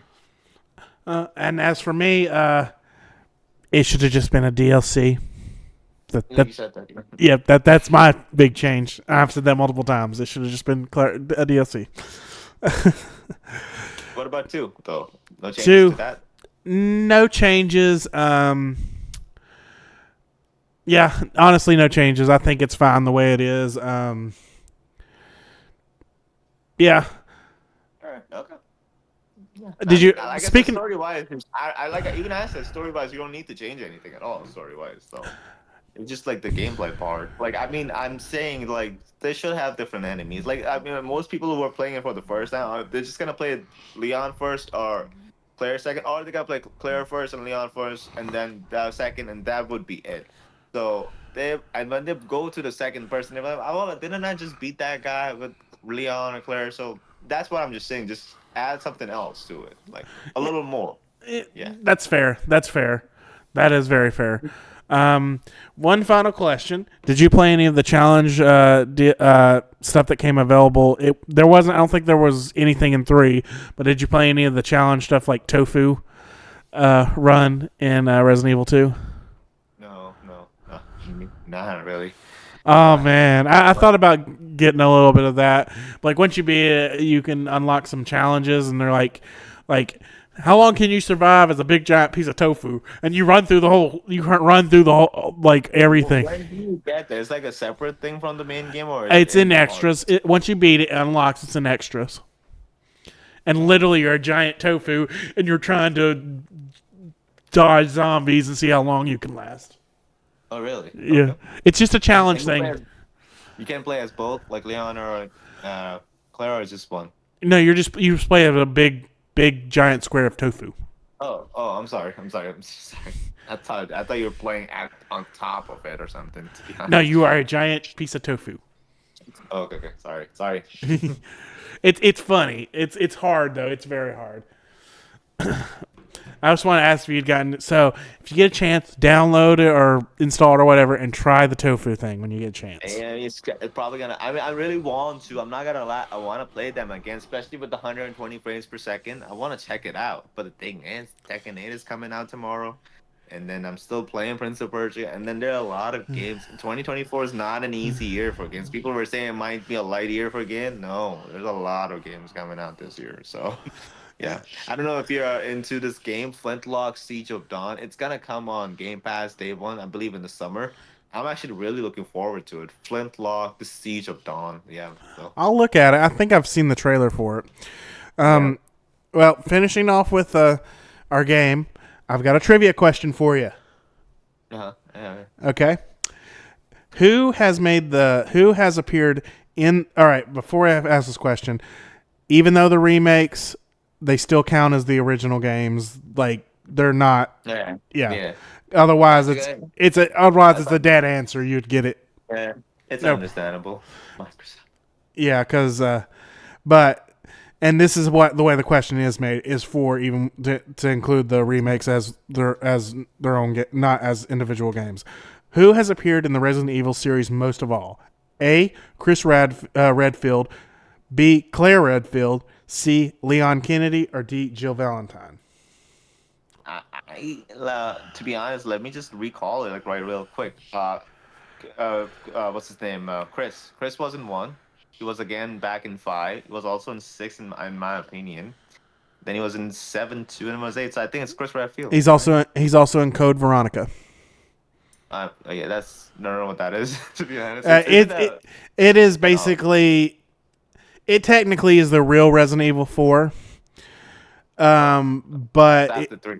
Okay. because Yeah. it kind of takes place in between, and that's when everyone's hoping the next remake is Code Veronica. But He had to have it's appeared the it's most. not Chris Redfield. Who was it then? It's Leon. Really? Yep. How? He's not even seven and eight at all. And then he's not in five. Well, And then he's not in one. it's Leon is also in. Let's see, he's in 6. He's in 4. He's in Two. and he's in 2. He's also in one of the Revelations. Okay. That's another. So that's one more. Yeah. And And what was the other one? He's in one more. He's in both Revelations actually, but one there. one one he's in an appearance. The other one he's just a playable character, but it counts. So he's appeared in like six games. Yep. Leon's appeared in 7 actually, and Seven. Chris has appeared in 6. Okay. Okay. Well, I did not know that. I thought Leon was just in two games, to be honest. Actually, three games: two, four, and six. There's a bunch of offshoot Resident Evils, Gotcha. and some of them are older, but he has appeared in 7 games. And Chris is right behind him with 6. Jill's Gotcha. right there with 6 as well. Jill, Jill's in five too, right? Yep. She makes an appearance. Yeah. Yep, and she has her own DLC in it. Oh. Um, and but to add to that question, who has made the most appearances in video games in general of those characters? In video games in general. Ooh. And also, Claire's also been in 6 games. Okay. Based on Resident Evil characters, right? Yeah. Yeah. Just in general, like I honestly thought you just asked everybody, like in general. Like it must be Mario or something. no, just in the Resident Evil character, who has appeared most? Then it has. Oh my god, I don't want to mess it up. So I'll go with Joe. Joe. Yes. Because here's the thing, because I know I played her in Marvel vs. Capcom 3 in a fighting game, so that's how I guessed it. Even I think Chris is also in that game too. No, he is. He's in the 3rd one, but Jill is in the 2nd one, and Marvel versus Capcom. She's also in the 3rd. She is in the 3rd. Yep. I play as her. Yeah. You got classic Jill, which is what's the B-rolls playing. Like where she's wearing the blue tunic and the hat. And she's also what was it? She's in Marvel vs. Capcom, Marvel vs. Capcom 2, and then Marvel vs. Capcom 3. Chris is right there with her. They may be the exact same amount, but this is what I looked up. Chris is in 3 and Infinite. Oh, Marvel vs. Capcom Infinite. Yep. The newest one. Yeah. Yeah. Slow game. Yeah. Also, sorry people, but Marvel vs. Capcom 2 is an amazing fighting game. I don't know why it's not backwards compatible, but it has to be. I'll just make a remake of this game, man. It's so good. What do you think? If you like My dream. I'm gonna be honest. My dream is to have an official Marvel vs. Capcom 2 arcade machine, not the little arcade up remakes. Yeah. I want. You said it's expensive as hell, right? Like 5,000 something. Yeah, about $5,000, $5,000. A lot of money. Yeah. Hey, I'm not going to go out and buy it. I just said that's a dream. Yeah. Maybe one day. Yeah. Win a lotto or something, I guess. For that. Yeah. All right. Well, we're hitting the end of our That was thing. a long episode. Yeah. Eh, we only went over 10 minutes compared to last week. Sure. It's not So, bad. Okay, not bad. Yeah. 12 minutes, but it'll probably It's be just that about it's just 15. I had a long day. I think that's why it feels like a lot. But hey, I had fun. No, I think I had fun. we're still kind of in that 90-minute range. It's no problem. But it's like that's kind of our goals around 90 minutes, and sometimes will be longer, maybe sometimes will be shorter. But Gotcha. what's your next game you playing this week? I know you've already said it multiple Yeah, times. Just a reminder. yeah, let's say it again. Check it in. I'm gonna show you its physical copy next week, people. I'll show Microsoft how it's done. Okay. Yeah. And mine's going to be Infinite Wealth, which I'm going to either play a little tonight before I go to bed or tomorrow Yeah. before I go into work. They both are releasing tomorrow, people, or tonight actually. Like yeah, it's less than 2 hours. Yeah. Now, yeah, we're recording on Thursdays, it's going live on Friday. Mhm. But anyway, on now our socials, you can find me on Twitter as random underscore name and Dower. And yeah, you can follow me at Dower underscore Hussein at Twitter on Twitter. So, yeah, Now, or X, whatever. Yeah. now before we go, I want to say something.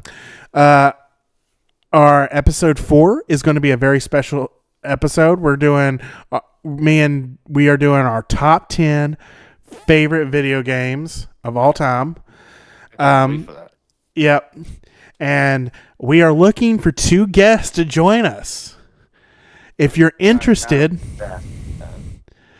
uh, That episode can go for 2 hours easily. yeah, well, we won't be covering a game on that one. This is strictly our top 10s. This is going to be a round table Even discussion. just that, because it's your top 10 games. People love talking. I love talking about my top 10. So yeah. So we definitely want you all there. We're looking for 2 guests. We're going to make a post on Twitter as well. But if you see it and you're interested, hit us up on Twitter. We'll do an interview Yeah. and see if you got what it takes to join us. Yeah. We Yeah. want to hear what you're you. a Last of Us 2 fan, no. I'm just kidding. Sorry. Come over. You're That's all if you welcome, like man. Ellie over Abby. Okay. I don't know. All right, about whatever. Everybody's welcome. All right. Yep. You're just messing Yeah, around. we're just messing around, but yeah. Well, we will do interviews. Reach out to both of us. Absolutely. And we will set up like an interview. But little hint for our next episode, it has to do with one of the greatest shooters of all time. Halo Infinite. It's not Halo Infinite. Okay, Halo 2. Okay, no. It is Halo, but it's not Halo Infinite. That's too Okay. new anyway. We're gonna stick with some older games. We're gonna Alright, guys. we're gonna cover a little bit of Halo, but yeah, that's Yeah, for Halo next time. Infinite is good. And maybe there won't be as crazy news that we won't have a lot of news stuff to talk I about. hope so not. Yeah, I mean, we don't need any more news. We need games. We just want to enjoy our games. That's it. Yeah. All right. Well, everyone, we're signing out. Have a good night. You too. Take care, guys. Everybody.